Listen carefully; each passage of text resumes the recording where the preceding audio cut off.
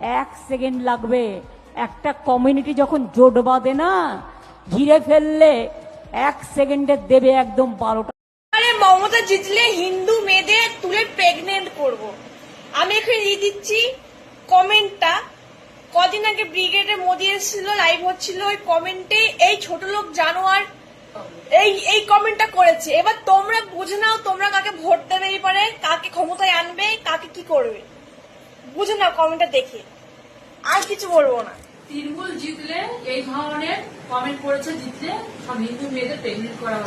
তুলবে। একটা বাজে একটা মুসলিম ছেলে সে তৃণমূল করে সেই কমেন্টটাই সে লাইভে করেছে। তাহলে এবারে চিন্তা করো, মানে তারা মানুষের পর্যায়ে পড়ে।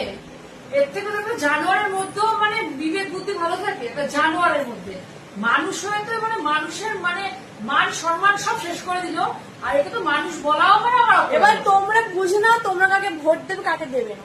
আমরা এই অবস্থা, এদের শিক্ষা নেই। এ কি কোন মায়ের পেটে যে জন্মগ্রহণ করেছে, সেই মাকে অপমান করেছে।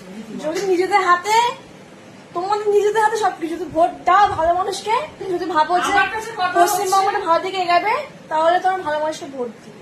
পরিবর্তন দরকার আছে। এক মানুষকে এত বছর না রাখাই ভালো। পরিবর্তন দরকার আছে। ফ্রি আমরা ভোট দিতে হবে আমাদের। তোমরা কি বলো?